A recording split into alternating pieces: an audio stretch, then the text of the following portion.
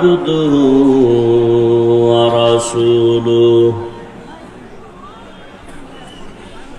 أرسله بالحق بشيرا ونذيرا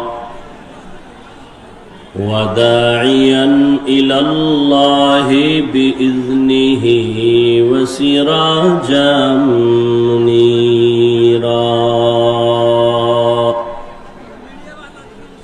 اللهم صل على محمد النبي الأمي وعلى آله وسلم تسليما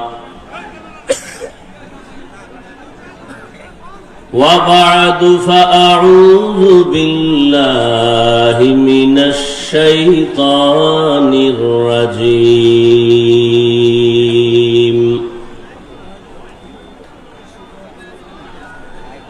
بسم الله الرحمن الرحيم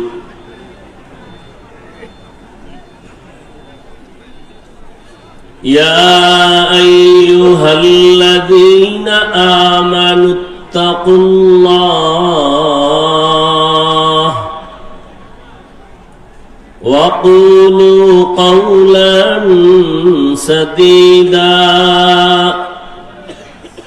يصلح لكم أعمالكم ويغفر لكم ذنوبكم ومن يطع الله ورسوله فقد فاز فوزا عظيما وقال النبي صلى الله عليه وآله وسلم من يضمن لي ما بين لحييه وما بين رجليه أضمن له الجنة أو كما قال النبي عليه الصلاة والسلام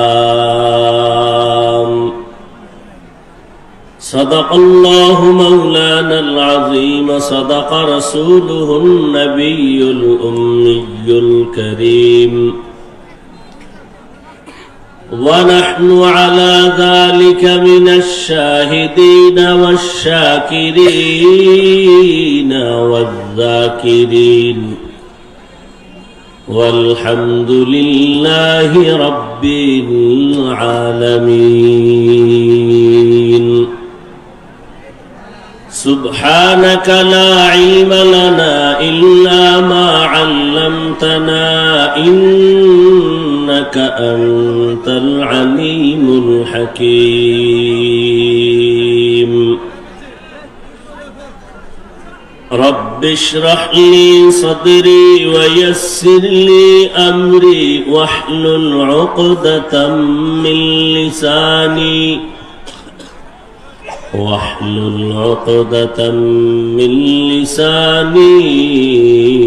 يفقه قولي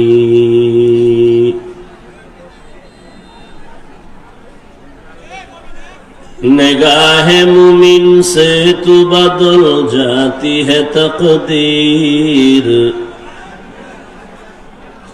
निगाह मुमिन से तू बदल जाती है तकदीर ये बंदा की कुव्वत नहीं कुदरत का इशारा ये बंदा की कुव्वत नहीं कुदरत का इशारा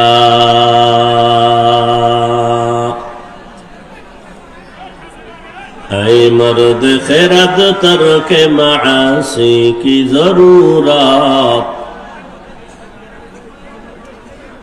ऐ मर्द खैरत तर्क मासी की जरूरत अब सोहबत सालेह की सवा कोई नहीं चारा अब सोहबत सालेह की सवा कोई नहीं चारा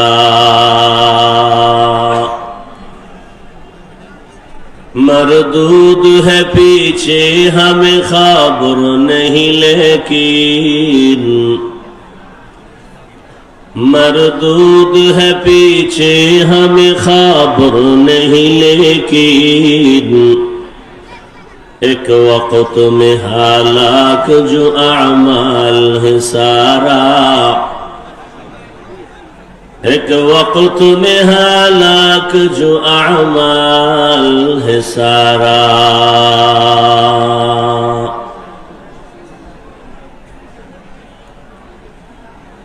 জামিয়া হুসাইনিয়া আশরাফুল উলুম কর্তৃক আয়োজিত বার্ষিক ওয়াজ ও দোয়া মাহফিল 1 ডিসেম্বর 2024। মহতি এ মাহফিলে উপস্থিত মুহতারাম সম্মানিত সভাপতি মুসলিহে উম্মাহ পীরে কামেল আলহাজ হযরত মাওলানা হাফেজ ফয়জুল্লাহ সন্দীপী দামাত বারাকাতুহুম, মহাপরিচালক দারুল উলুম মাদানীনগর মাদ্রাসা ঢাকা, সহ সভাপতি মুজাহিদে মিল্লাত পীরে কামেল আল্লামা জামাল উদ্দিন মাহমুদ সন্দীপী দামাত বারাকাতুহুম, মহাপরিচালক জামিয়া উসমানিয়া রাজশাহী, অন্যান্য হযরত উলামায়ে কেরাম,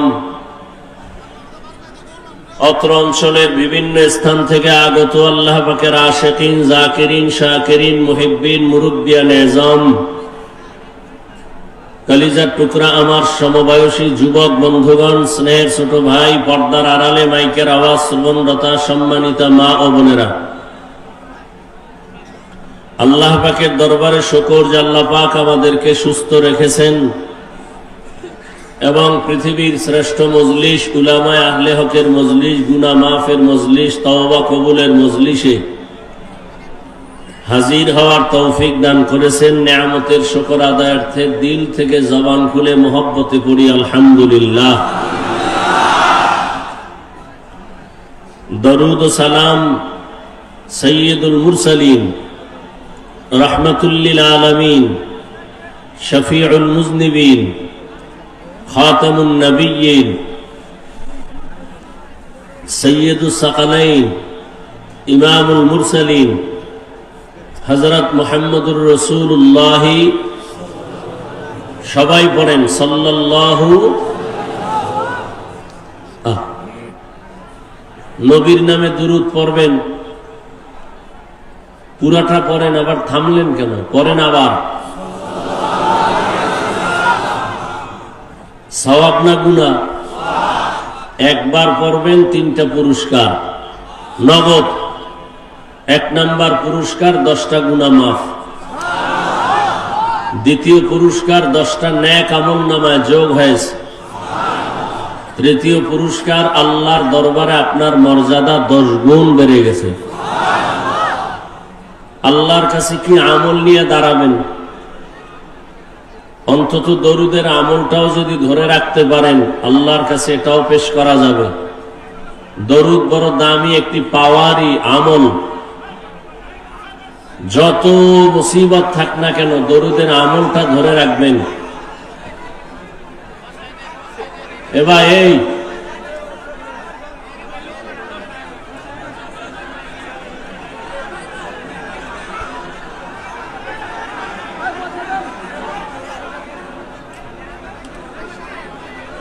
যে যেখান থেকে আসছেন, এই আমার কথা শুনেন, কপাল খুঁড়তে 1 সেকেন্ড লাগে না, ভালো হইতে বহু সময় লাগে। কষ্ট করে আসছেন, চুপচাপ বসেন, ইশারায় কাজ করবেন, একটা আওয়াজ দিবেন না। আপনার একজনের কারণে পুরো মাঠের ক্ষতি করবেন, সোজা হাতে বাসায় যাইতে পারবেন না, ডিস্টার্ব করবেন না। সিপাহী হানছেন কেন? মোহাব্বত ভালো থাকলে 6 ঘন্টা আগে এখানে বসতেন। একটা আওয়াজ দিবেন না, খবরদার। ইশারায় কাজ করেন। ওলামায়ে কেরাম সবার দামি না? দ্বিতীয়ত আমরা আপনাদের মেহমান। আপনারা যে যেখান থেকে আসেন জামালপুরের মানুষ তো, অতএব দূরের যারা আসছে জামালপুরের বাইরে, ইসলামপুরের বাইরে, এরা আপনাদের মেহমান। যারা নিজেরা আছেন কারে হুকুম দেন এটা করেন এটা করেন। আপনার দায়িত্ব, আপনি মেজবান, আপনি দায়িত্ব নিয়ে কাজ করবেন। আরেকজনের হুকুম দেন কেন, এটা করেন সেটা করেন, আর ইশারায় করবেন, আওয়াজ দেন কেন? কত হাজার মানুষ দাঁড়ানো আছে, বসার জায়গা কই? যে যে ইচ্ছা করে সুযোগ মতো যার যতটুকু সম্ভব ডিস্টার্ব করেন না, কথা বলার সুযোগ দেন, শোনার সুযোগ দেন। নিজেও ক্ষতিগ্রস্ত হইয়েন না, অন্যেরও ক্ষতি করিয়েন না। আল্লাহ সবাইকে কবুল করেন। তোমার সাউন্ড এরকম করে কেন? মনিটর বন্ধ কেন?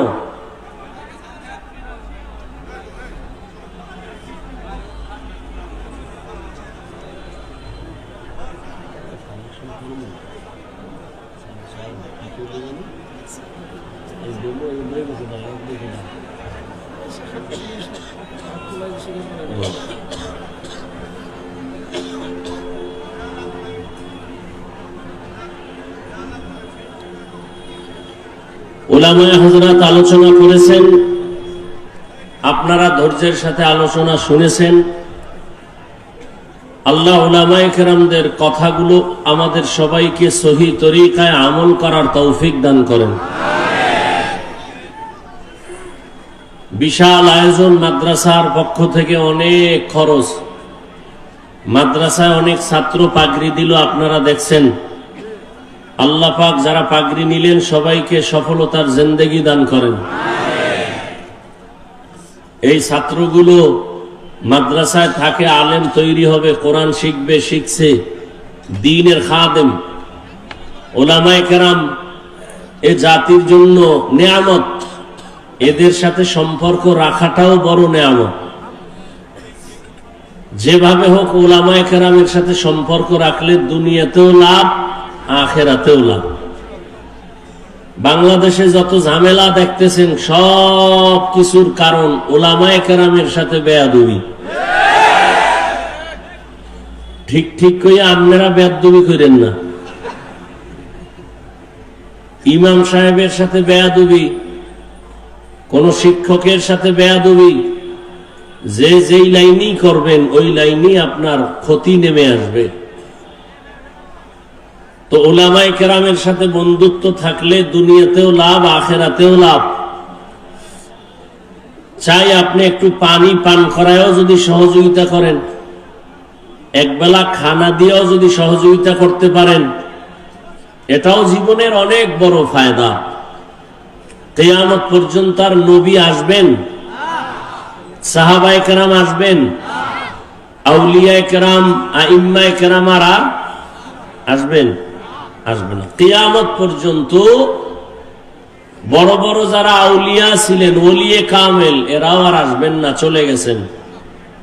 কিয়ামত পর্যন্ত এই জাতিকে জান্নাতের পথে ডাকবে, আহ্বান করবে, শান্তির ঠিকানা দিবে একমাত্র উলামায়ে কেরাম। অতএব সেই উলামায়ে কেরামদের পরামর্শ, দোয়া নিয়ে চলবেন। আপনি ব্যবসায় দেখবেন লাভ, চাকরিতেও লাভ, দুনিয়ার সব কাজে লাভ। কারণ উলামায়ে কেরাম মানুষের জন্য দোয়া করে, ক্ষতির চিন্তা করে না। এ কারণেই তো উলামায়ে কেরাম ছাত্র জনতার বৈষম্য বিরোধী আন্দোলনে শিক্ষক ছাত্র জীবনকে বাজি রেখে রাস্তায় নেমেছিলেন। নামার কারণে সফলতার চাঁদ উদিত হয়েছে। তারা ক্ষমতার চেয়ারে বসার জন্য মাঠে নামে নাই, এই জাতিকে জুলুম থেকে বাঁচাবার জন্য মাঠে নামছেন। উপদেশটাকে হইছে কোন আলেম বলে নাই নামো, আমাকে উঠাও, তবে একটা সিগন্যাল দিয়ে দিছেন, জুলুম করলে কারো ছাড় দেয়া হবে না। উলামায়ে কেরাম এই জাতির জন্য যেই পরিমাণ শ্রম মেহনত করেন, ভাবেন এই রকম ভাবা মেহনত করার মানুষ দ্বিতীয় আর একজনও নাই। আসতে বললেন কেন?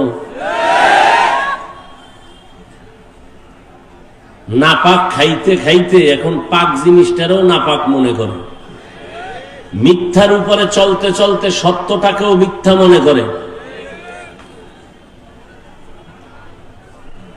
উলামায়ে কেরাম সারা জাতিকে নিয়ে সার্বিক কল্যাণের ভাবনা কেউ ভাবে না।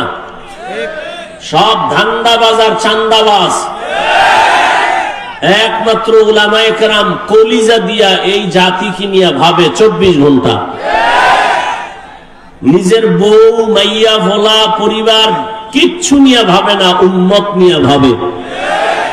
আর চান্দাবাজ আর ধান্দাবাজেরা দল নিয়ে ভাবে, নিজের চেয়ার নিয়ে ভাবে। এই জন্য চেয়ার কখন থাকে কখন থাকে না।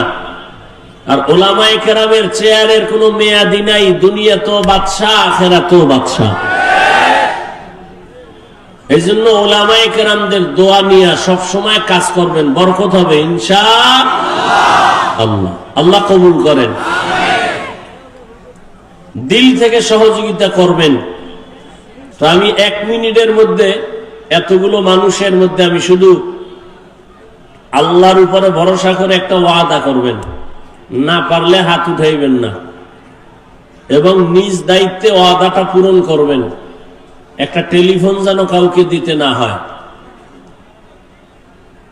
মাদ্রাসায় হাজারো ছাত্র, খানার জন্য অনেক চালের প্রয়োজন। 50 কেজির 1 বস্তা চাল বছরের যে কোনো সময় আপনি নিজ দায়িত্বে পৌঁছায় দিবেন। না পারলে ওয়াদা করবেন না, মিথ্যা ওয়াদা করলে বিপদ আসবে। সত্য ওয়াদা করবেন, মা বাবার সওয়াবের মহব্বতে, আল্লাহর জন্যই, যে হ্যাঁ এই দানের বরকতে আপনার ব্যবসায় বরকত হবে, কবরওয়ালাদের আযাব মাফ হবে, হায়াত আপনাদের বাড়বে, মুসিবত দূর হবে। এরকম দিল খুলে, নামেরও দরকার নাই যে এখানে নাম কওয়া লাগবে, কোনো আমাকে শুধু হাত দেখাইবেন যে হ্যাঁ আমি ইনশাআল্লাহ, আল্লাহ আমাকে তৌফিক দিলে আমি পাক্কা ওয়াদা করলাম যে 1 বস্তা চাল আমি নিজ দায়িত্বে মাদ্রাসায় পৌঁছায় দিব। সেটা 1 মাস পরে হোক, 2 মাস পরে হোক, হাত উঠান। 1 জন, 2, 3, 4, 5, 6, 7, 8, 9, 10, 11, 12, 13, 14, 15, 16, 17, 18, 19, 20, 21, 22, 23, 24, 25, 26, 27, 28, 29, 30, 31। আন্দাজে হাত উঠাইলে কিন্তু বিপদ। 31 হয়েছে, ও ওখানে আছে 2 জন, 32, 33, বাকিরা হাত নামান। এই সামনের দিন নামান, পিছনে একটু দেখা যায় না, একটু দাঁড়াইবেন নি 1 মিনিটের জন্য, একটু বেয়াদবি ক্ষমা চাই। মাশাআল্লাহ। 33, 34, 35, যাদের 36, 37 বসেন, 37, 38 বসেন। আর আছেন কেউ পিছনে তো দেখি না। ও মাশাআল্লাহ, কত 39, 40, আর 41, 42, 43, 44, আর কই 45, মাশাআল্লাহ, আর কই? এদিকে বাম দিকে একটু কম দেখা গেছে, বাম দিক 45 হয়েছে, আর নাই 45, 46, 47, আর আছে কই 48, 48 হয়ে গেল, আর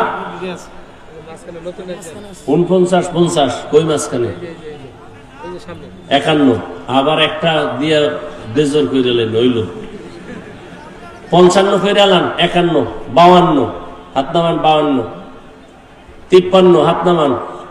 এরপর 54 কে 54, হ্যাঁ হাত নামান। 55, 56 আবার বেজর করে লাইলেন। আচ্ছা 60 বানাই দেন নগদ। মাশাআল্লাহ, আল্লাহ কবুল করেন। কত হইল? 57, 58 কে 58 নাই, দাঁড়ান দাঁড়ান যে দিবেন। 58 না, মাশাআল্লাহ 58, 59 নেই। 1 বস্তা চাল বছরের আপনি যে কোনো সময় দিয়া যাবেন, না দিয়া কবরে গেলে এটার আযাবই শেষ। আপনি 59 নাম্বার কে আছেন? 59 কই 59, 60, 60 নেই, ওই 60, আবার 61 বাড়াই দিলেন আপনি, 62 হয়ে গেছে। মাশাআল্লাহ। আর আছেন 62-র পরে কেউ? ওই একজন, মাশাআল্লাহ। 63, 64, তুই দিবি? চেহারা তো কয় না, সাবধান আউলিশ বাজাইস না। কত হয়েছে? 64, 65 কে 65, 65 আছেন কেউ? কই কই? 65 আর কই? শেষ। আবার তুমি ভেজাল। 66 67 67 হয়েছে। আরো কই কই? 68 69 70 দুইজন, তাহলে 70 হবে। দুইজন দাঁড়ান তো। 69 দাঁড়ান, মুরব্বী দাঁড়ান। 70 71 72 72 হয়ে গেছে। 73 মাশাআল্লাহ 73 হয়েছে। আর দুইজন 74 75 হয়ে যাক। দুইজন দাঁড়ান, দাঁড়ান একটু দাঁড়ান না ভাই। কত হয়েছে? 76 হয়েছে। ওই লাইট কি রেকর্ডিং এর লাইট না বস্তার লাইট? মাশাআল্লাহ ওখানে 2-3 জন আছে, বোঝা গেল। আলহামদুলিল্লাহ, আল্লাহ কবুল করেন। আবার বলছি, না দেওয়ার নিয়তে ওয়াদা করে গুনাহগার হবেন না, অনুরোধ। ওই একজন আলহামদুলিল্লাহ, এই একজন, এ তো 80 উপরে গেছি গা। মাশাআল্লাহ, আল্লাহ কবুল করেন। আর কেউ থাকলে 1 মিনিট টাইম, এখন আর গোনাগুনি নেই, খালি দাঁড়াইবেন, আমি দেখবো আর মোনাজাতে দোয়া করবো। মাশাআল্লাহ একজন পাইছি। আর কে আছেন? দুইজন পাইলাম আলহামদুলিল্লাহ। আর আছেন কেউ? দাঁড়ান। 3 জন। এই হ্যাঁ 3। আর কেউ আছে? চুল খাইলে নিজ দিয়ে চুল খাইবেন, হাত উঠাইবেন না, খবরদার, বিপদ। মাশাআল্লাহ আর একজন আলহামদুলিল্লাহ। এই একজন মাশাআল্লাহ 5-6 জন হয়ে গেল। আর আছেন কেউ? কে আছে? নগদ আলহামদুলিল্লাহ দিয়ে দেন, আল্লাহ কবুল করেন। ওই পিছনে আছে, ওই যে পিছনে। মাশাআল্লাহ এই ভাই তার নানি মারা গেছে, তার আম্মা তার মায়ের জন্য অর্থাৎ তার নানির জন্য নগদ দিছেন, আল্লাহ কবুল করেন। তার বাবার জন্য 1 বস্তা চাল, আল্লাহ কবুল করেন। দিয়েন, মাদ্রাসায় দিয়েন। দান কইরা গরিব হয়েছে, একটা প্রমাণ দিলে আমি দানের বিরুদ্ধে বয়ান করব। বরং নগদ। আপনাকেও যদি দানের ফলাফল পান না, শুধু এটা আপনাদের নিয়তে ঝামেলা। খাঁটি নিয়তে দান করলে হায়াত বাড়বে, মুসিবত দূর হবে, রিজিক বাড়বে, কবরওয়ালাদের আযাব মাফ হবে ইনশাআল্লাহ। যারা ওয়াদা করলেন, হাত দেখাইলেন, আল্লাহ দেখছেন, আল্লাহ আপনাদেরকে দেওয়ার মতো তৌফিক দান করেন। এই দানের বরকতে আপনাদের হায়াতে, ইজ্জতে, রিজিকে বরকত দান করেন। কবরওয়ালাদের আযাব মাফ করে দেন। আল্লাহ মাদ্রাসা কবুল করেন। আয়োজনকারী, সহযোগিতাকারী সবাইকে আল্লাহ কবুল করেন। মাদ্রাসার মুহিব্বিন, মুতাআল্লিকিন, আসাতিজায়ে কেরাম, তালিবুল ইলম সবাইকে আল্লাহ কবুল করেন। এবার আলোচনায় ঢুকি। কথা যেন না হয়, ইশারায় কাজ করবেন, কোনো আওয়াজ দিবেন না। মোবাইলগুলো বন্ধ রাখলে আল্লাহ খুশি হবে, আপনারও বরকত হবে। মোবাইল হাতে রাখলে বিপদ, বয়ানও কলবে যাবে না, আর মোবাইলও আর পকেটে ঢুকবে না। মোনাজাতের পরে জিনেরা নিয়ে যাবে। বহু জিন আপনার ডানে বামে বসা আছে, লয়ে দৌড়। শেষে এই কষ্টই গেল ফাও। এই জন্য মোবাইলটা হাতে রাখেন।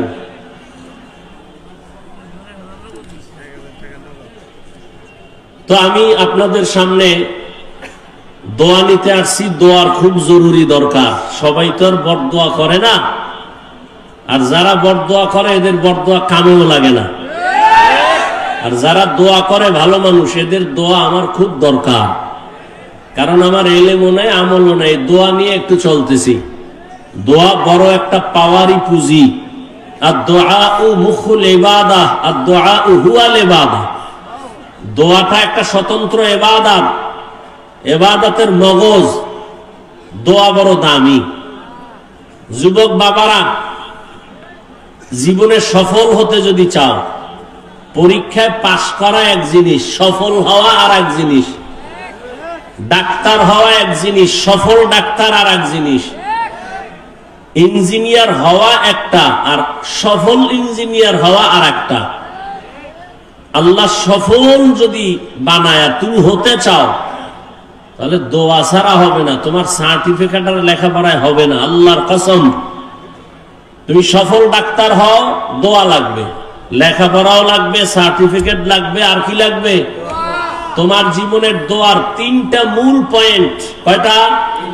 এক নাম্বার দোয়ার মূল পয়েন্ট পিতামাতা, মা বাবা, এদের দোয়া।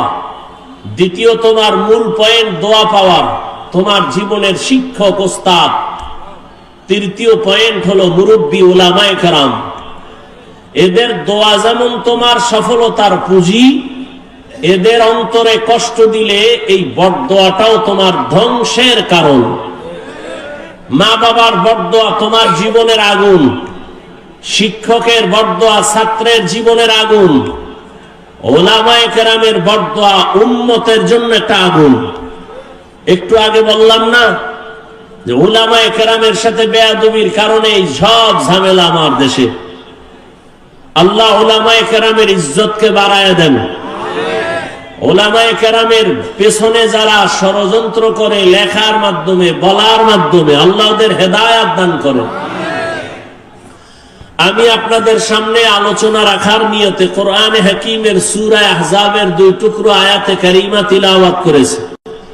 নবীজির হাদিস থেকে 1 টুকরো হাদিস পড়েছি। ইখলাসুল রুহানিয়াতের সমন্বয়ে সহিহ নিয়তে, সহিহ তরিকায় সহিহ কিছু কথা বলার মতো, শুনবার মতো আমাকে আপনাদের সকলকে আল্লাহ তৌফিক দান করেন। ইয়া আইয়ুহাল্লাযীনা আমানুত্তাকুল্লাহ, ও দুনিয়ার মুমিন, তোমরা আল্লাহকে ভয় করো তথা তাকওয়া অর্জন করো।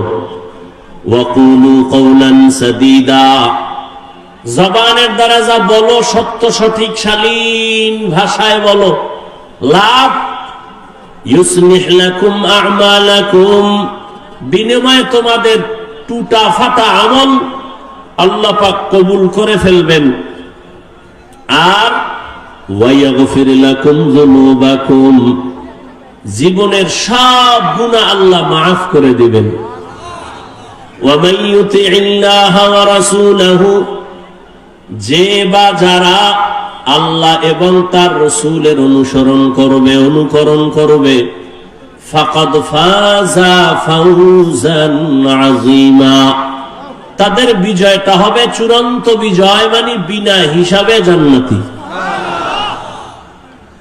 রহমতের নবী বলেন, মাইয়াজমান লিমা বাইনা লাহইহি ওয়া মা বাইনা রিজলাইহি আজমান লাহুল জান্নাহ।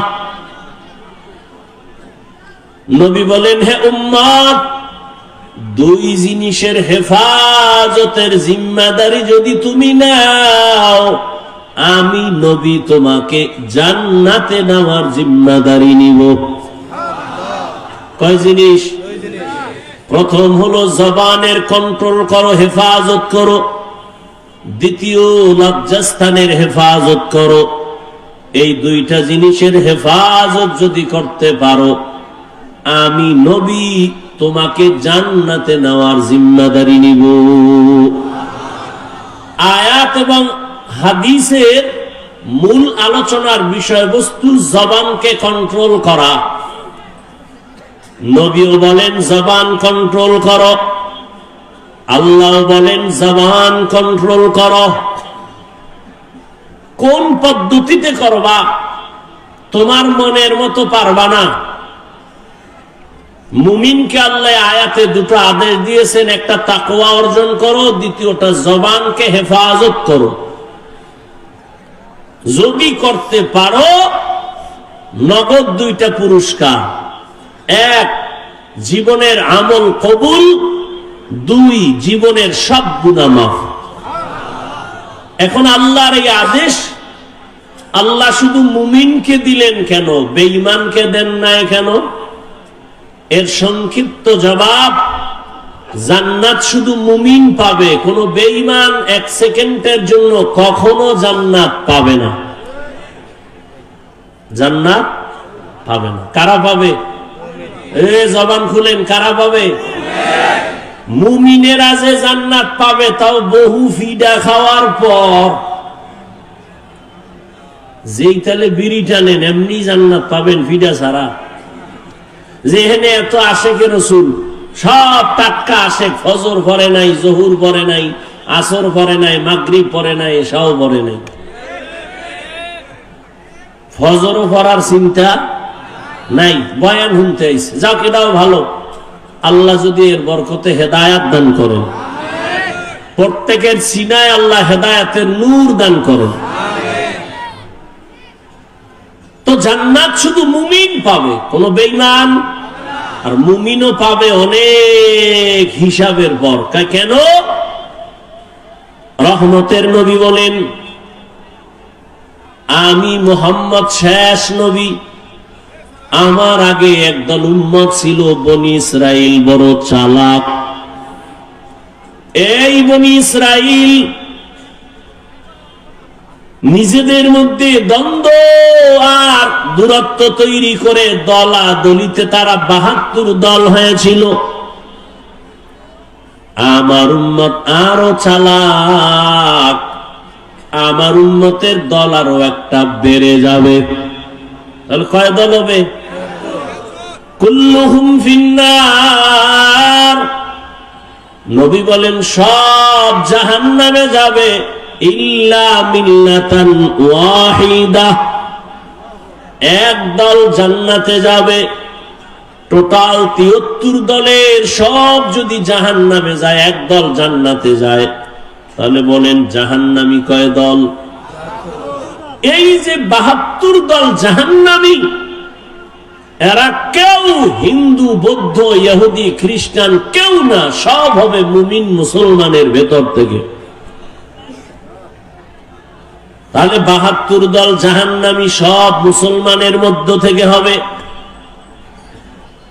দ্বিতীয় সাহাবায়ে কেরাম প্রশ্ন করলেন, মান হিয়া ইয়া রাসূলুল্লাহ, হে পয়গম্বর, যেই দলটা জান্নাতে যাবে ওই দলের পরিচয় কি? রহমতের নবী বলেন, মা আনা আলাইহি ওয়া আসহাবি। নবী যদি বলতেন, এই খেয়াল করেন, নবী যদি বলতেন আমাকে যারা মেনে চলবে তারা জান্নাতি হতো, কিন্তু নবী এতটুকুই বলেন নাই। নবী বলেন যারা আমি মুহাম্মদের আদর্শ আর আমার হাতে গড়া সাহাবায়ে কেরামের আদর্শ যারা মেনে চলবে তারা জান্নাতি। কি বুঝলাম? এ জমিনে যারা বলে আমরা নবী মানি, মুহাম্মদ মানি, সাহাবাদের মানি না, এরা মুসলমান হলেও ৭২ দল জাহান্নামীদের অন্তর্ভুক্ত।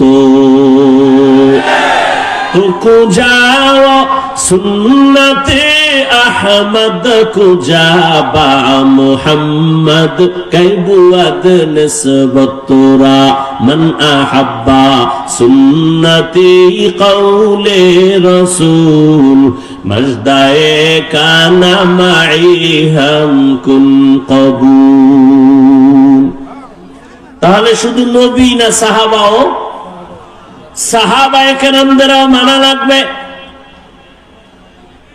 যারা সাহাবায়ে কেরামের বিরোধিতা করে ইশারা ইঙ্গিতে তাদের চিহ্নিত করে নাও। এ যদি হুজুরও হয়, মুসলমানও হয়, তবে ৭২ দল জাহান্নামীদের দলভুক্ত। জান্নাত শুধু মুমিন পাবে, এজন্য আল্লাহ মুমিনকে বললেন আল্লাহকে ভয় কর, জবানকে হেফাজত করো।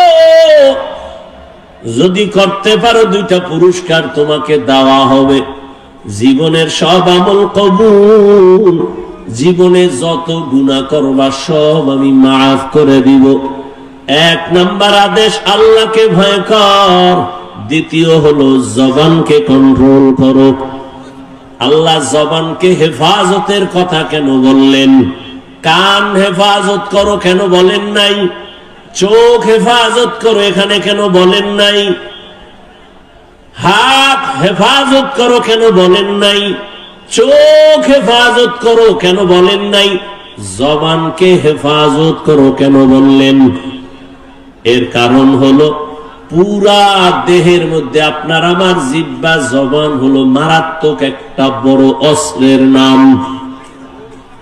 হাদিসে পাকে রহমতের নবী বলেন, প্রতিদিন সকালবেলা অঙ্গ প্রত্যঙ্গ গুলো জিহ্বা থেকে পানা চায়, ও আল্লাহ জিহ্বার অত্যাচার থেকে পানা দাও।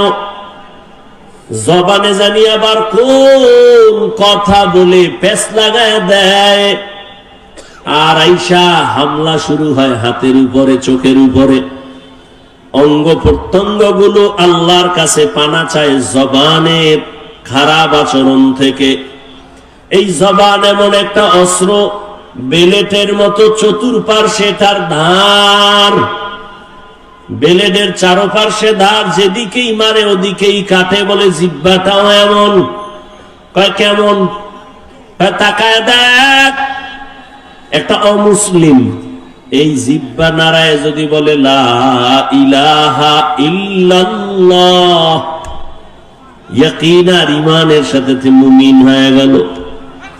আবার এই জিহ্বাটা নাড়াইয়া যদি বলে আমি আল্লাহ মানি, নবী মানি, কোরআন মানি, তবে নামাজের হুকুম, দাড়ির হুকুম, পর্দার হুকুম মানি না, ঈমান আছে? শেষ। তাহলে একই জিহ্বা একবার মুমিন বানাইলো আর একবার বেঈমান বানাই দিল, কাম একটাই করতেছে। এই জিহ্বা নাড়াইয়া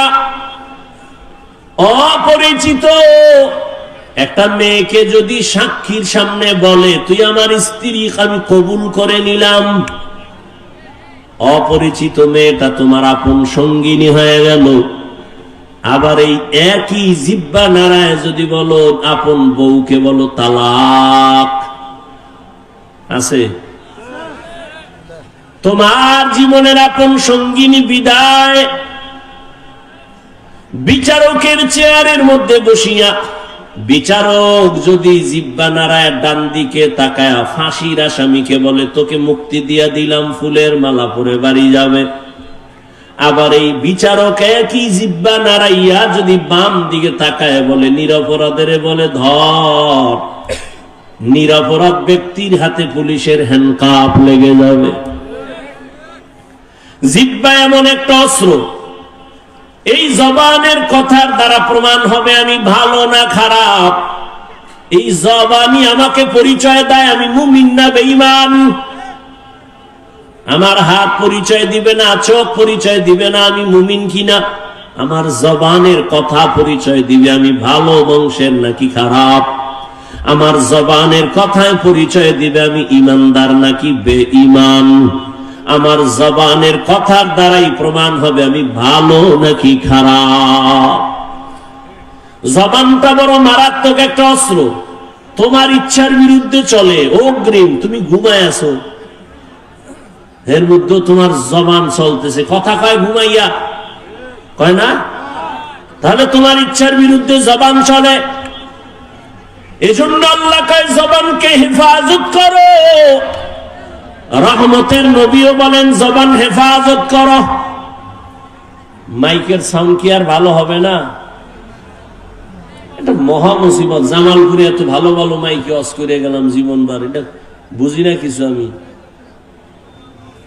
আমাদের সারা জিন্দেগির কষ্ট। আমাকে বাতিরও দরকার নাই, প্যান্ডেলেরও দরকার নাই, শুধু মাইক দরকার, আর কিছু লাগে না।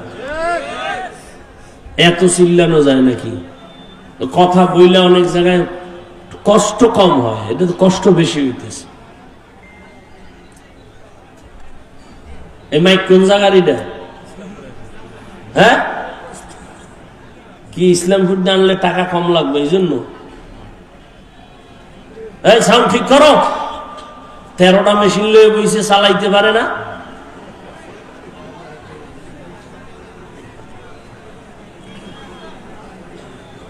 আল্লাহ পাক কবুল করেন। আপনাদের কষ্ট হইতেছে? আপনার কষ্ট হইলে 2-4 ঘন্টা, আমগো তো আজীবন। গাধার মতো দৌড়াইতেছি সারা দেশ, না টাইম মতো খাওয়ান, না টাইম মতো ঘুম, দৌড়ের উপর। বাথরুমে যাওয়া শান্তি নেই। এরপরে আইসা আবার বয়ান। একটা মানুষ ঠিক মতো না ঘুমাইলে তার কথার ব্যালেন্স থাকে না, চলাফেরার ব্যালেন্স থাকে না। এরপরও সেই বয়ান চলতে থাকে যদি আবার আনলিমিটেড। আবার বয়ান যদি এক লাইনের মানুষ হয় তো এক লাইনে বয়ান করা যায়, চোখ বন্ধ করে কয়ে টয়ে গেলাম গিয়া। আর বয়ানটা যদি হয় হরেক ধরনের মানুষ এনে বয়া এদের সামনে, আবার যদি হয় মুখস্থ, কত পেরেশানি। সবকিছু আমার রবের দয়া, বান্দার হাতে কিছুই। ইয়া ইলাহি तू मेरा माबूद है, या इलाही तू मेरा माशूक है। জবানের হেফাজত করা হে গোলাম। এতক্ষণ জবানটা কত বড় মারাত্মক এটা বুঝাইলাম, কিন্তু আবার খেয়াল করেন এটা কত বড় আল্লাহর দেওয়া নিয়ামত। খানার প্লেট সামনে নিছেন, খানার মধ্যে কোন চুল আছে কিনা সব চোখের রাডার দিয়া খুঁজলেন। খুঁজার পরে আপনি নিশ্চিত খানার মধ্যে কোনো ঝামেলা নাই।